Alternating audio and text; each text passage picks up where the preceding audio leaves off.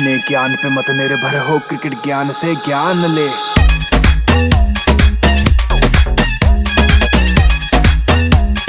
Cricket ज्ञान से ज्ञान ले। बल्लेबाजी बेकार, गेंदबाजी में नजर नहीं आ रही कोई धार। नतीजा दोनों ही टीमें हार चुकी हैं अपने पहले दोनों मुकाबले। हम बात कर रहे हैं दिल्ली कैपिटल्स और मुंबई इंडियंस की। मुकाबला आईपीएल सीजन 16 का ये 16वां मुकाबला है जो फिरोजशाह कोटला यानी कि अरुण जेटली स्टेडियम में खेला जाएगा और इस मुकाबले से जुड़ी हर खबर के साथ आपको रूबरू कराएंगे। नमस्कार, क्रिकेट ज्ञान पर आपका स्वागत है। मैं हूं राजीव मिश्रा।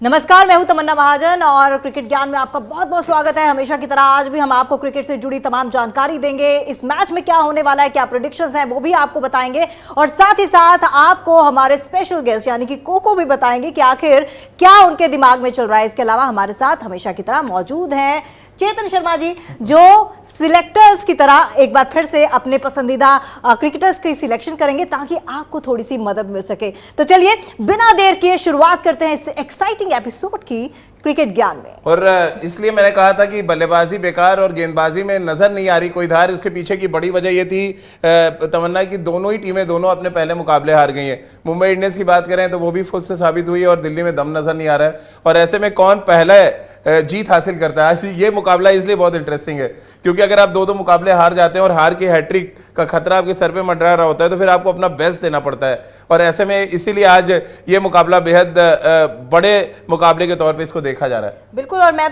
तो सोच रही हूँ कि आज जो दोनों हारी हुई टीम है, मुंबई इंडियंस जो है आज अगर हार जाती है तो तीसरा मैच हार जाएगी और दिल्ली ने तो लगातार अपने 3 मैच हार ही चुकी है। तो मुझे लगता है चेतन शर्मा जी इसमें पॉजिटिव चीज ये है कि कोई ना कोई तो जीतेगा ही। ठीक बात है। किसी के तो पॉइंट आएंगे, पॉइंट टेबल पे कहीं ना कहीं तो कहते हैं ना एक नीचे रह जाएगा एक ऊपर आएगा। लेकिन ऐसे क्रंच मैचेस के अंदर थोड़ा टेंशन बहुत ज़्यादा है और स्पेशली आप दिल्ली की बात करें, दिल्ली के ऊपर टेंशन ज़्यादा। आप अपने होम ग्राउंड पर खेल रहे हैं, होम ग्राउंड एक एडवांटेज रहता है आपको हर समय, जहाँ पर मतलब आप सोचते हो कि कहीं ना कहीं ऑपोजिशन को शिकस्त आप देने में कामयाब होंगे। तो लेट्स सी, आज रोहित वर्सेस वार्नर है और रोहित का बल्ला चलना बहुत ज़रूरी है। देखिए मैं हर समय कहता हूं कि रोहित का बल्ला चलेगा, ईशान किशन का बल्ला चलेगा, इधर शॉ और वार्नर का बल्ला चलेगा तो जो पब्लिक है, जो अभी पासेस नहीं मिल रहे हैं, अगर आज आप बात करें ना, हालत ख़राब कर दी, आप फ़ोन स्विच ऑफ करके बैठे हैं सब लोग, पासेस नहीं मिल रहे। तो ये इन 4 के अगर बल्ले चलते हैं तो कहते हैं गेंदबाजों की तो बेचारे पिटने आते हैं, पिटेंगे लेकिन मजा उनका है जो मैच देखने जाएंगे। तो चलिए हेड टू हेड पे नजर डाल लेते हैं क्योंकि क्रिकेट के मैदान पर जब आप उतरते हैं तो रिकॉर्ड्स आपके साथ उतरते हैं, फॉर्म आपके साथ होता है और ये तय करता है कि आप किसी भी टूर्नामेंट में कितना आगे जाएंगे। मुंबई इंडियंस और दिल्ली कैपिटल्स की बात करें तो बहुत अच्छा साल नहीं रहा था साल 2022 यानी आईपीएल सीजन 15 में दोनों ही टीमें स्ट्रगल कर रही थी। खासतौर से मुंबई इंडियंस बहुत नीचे पायदान पर थी और ऐसे में जो 6 बार की चैंपियन टीम हो उससे कम आप उम्मीद कर सकते हैं कि वो हार की हैट्रिक का खतरा बचाने में कामयाब रहेंगे क्योंकि बैक टू बैक 2 मैच हारे हैं। और खासतौर से आरसीबी ने जिस तरह से पटकनी दी मुंबई को इस साल, उससे लगा कि मुंबई एक गेंदबाज की जो तलाश है वो शिद्दत से कर रही है। जोफ्रा आर्चर को भी उन्होंने खिलाया बट वो जो प्रयोग था वो रंग नहीं लाया। अब ऐसे में क्या कुछ प्रयोग मुंबई इंडियंस करेगी और दिल्ली कैपिटल्स जीत के रास्ते पर वापस कैसे लौटेगी, इस पर सबकी निगाहें जरूर टिकी होंगी।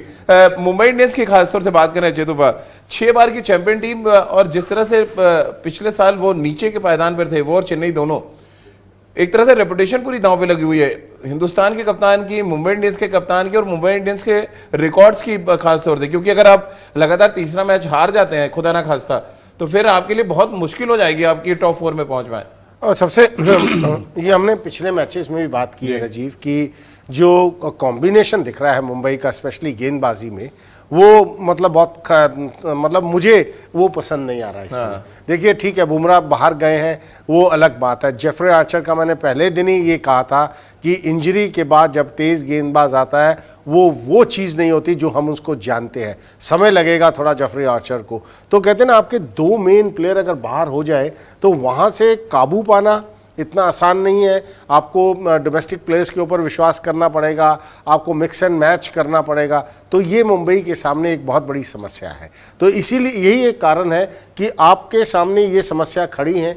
आपके ऊपर से अगर रन नहीं बनते हैं मतलब अगर ऊपर से रन बने तो एक कुशन मिलता है गेंदबाज को, थोड़ा कॉन्फिडेंस आता है। जब आप रन नहीं बनाएंगे, ऊपर से आपकी इनएक्सपीरियंस गेंदबाजी है, तो प्रेशर तो राजीव आपके ऊपर रहेगा। बिल्कुल तमन्ना, ऐसा लग रहा है कि जो सोशल मीडिया पे इन दिनों फिल्म भी बहुत चल रहा है भोला, तो दोनों कप्तान भोला साबित हो रहे हैं। दरअसल शूला चाहिए आपको अंदर मैदान पे जीतने के लिए, भोला टाइप कप्तान नहीं चलेगा, वो चाहे रोहित शर्मा हो या हम डेविड वार्नर की बात कर लें। बिल्कुल, मैच की बात अलग होती है और एग्रेसिव होना ही चाहिए। एग्रेसिव नहीं होंगे आप तो कैसे आप अच्छा मैच खेल पाएंगे। लेकिन अगर बात तो मुंबई इंडियंस टीम की करूं तो मुंबई इंडियन की टीम बड़ी बैलेंस टीम मानी जाती थी, लेकिन इस बार ना रोहित शर्मा अच्छा कर पा रहे हैं, ना ही आपके दूसरे प्लेयर सूर्य कुमार की बात कर लें।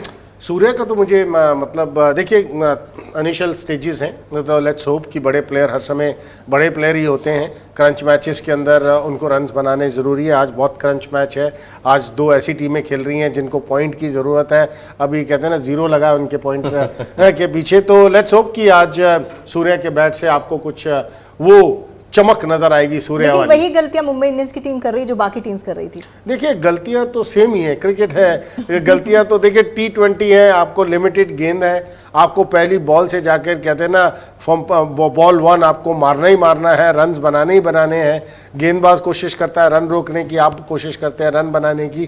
तो यही तमन्ना सबसे बड़ी बात है कि T20 की गेम दिन आपके साथ होना बहुत ज़रूरी है। कहते हैं ना कभी कभी आप शॉट मारते हैं वो गैप में गिरता है, कभी कभी आप ऐसा शॉट मारते हैं वो सीधा हाथ में चला जाता है, तो थोड़ा किस्मत का भी खेल है इसके अंदर। बिल्कुल, लेकिन चेतु भाई एक बड़ा इंपॉर्टेंट फैक्टर है, जैसा आपने कहा कि T20 का गेम है, उसकी स्पीड को मैच करना बहुत जरूरी है, क्योंकि इतना फास्ट गेम चेंज होता है। सडनली 6 ओवर में आपने 60 रन बना दिया और 7वें ओवर में आपके 2 विकेट गिरते हैं, देन वो मैचअप नहीं हो पा रहा है, क्योंकि मैचअप के लिए आपको क्वालिटी प्लेयर चाहिए, अच्छा बैलेंस चाहिए। किसमें ज्यादा कमी आपको नजर आ रही है हाल फिलहाल, दिल्ली कैपिटल्स में या मुंबई इंडियंस में?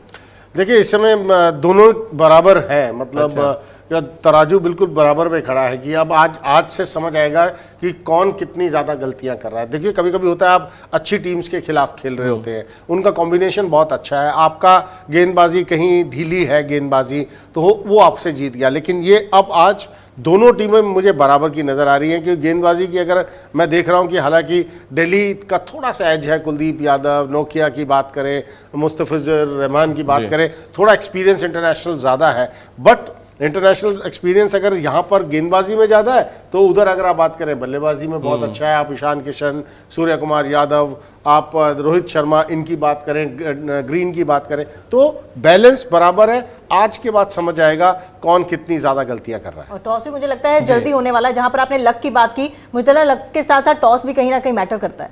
आज टॉस तो दोनों कप्तान बस रात से टॉस ही कर रहे होंगे, बहुत इंपॉर्टेंट टॉस है ये, बहुत इंपॉर्टेंट टॉस है।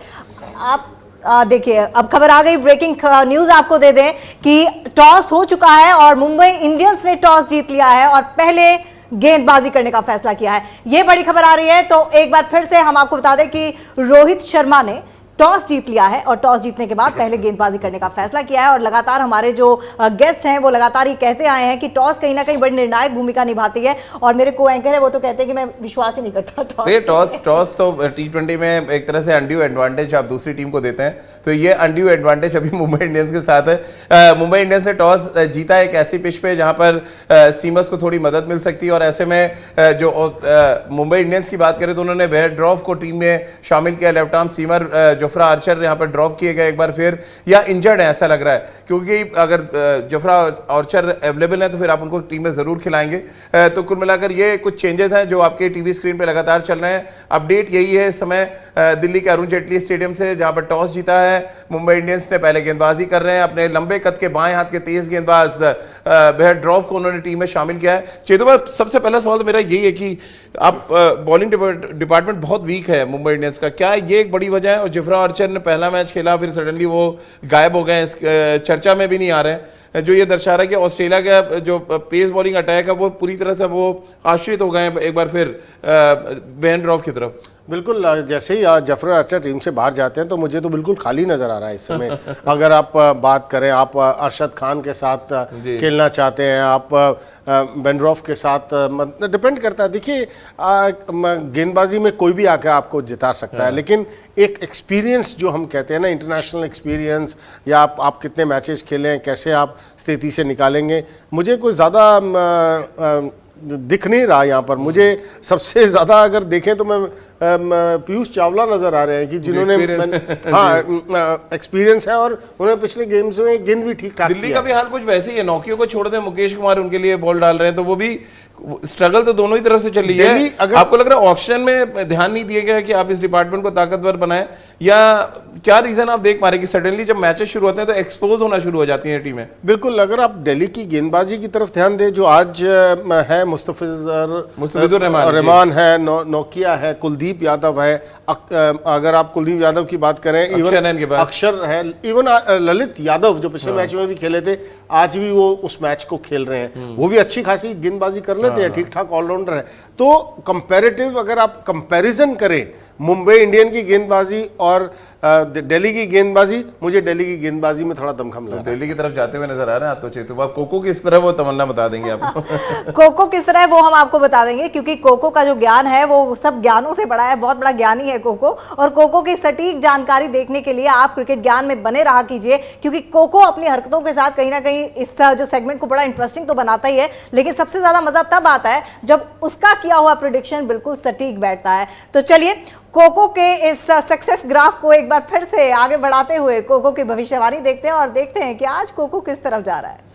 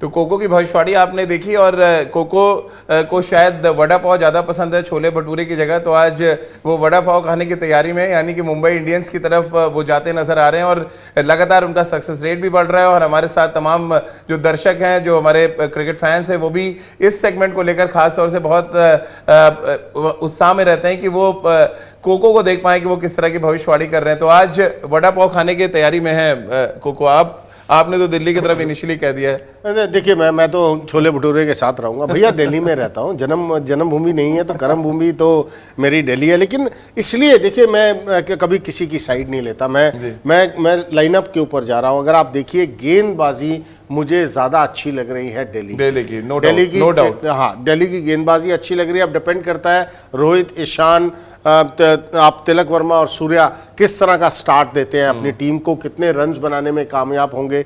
यहाँ कम से कम जो सोच होगी दिल्ली की 180 और थोड़ा ऊपर, क्योंकि ग्राउंड छोटा है।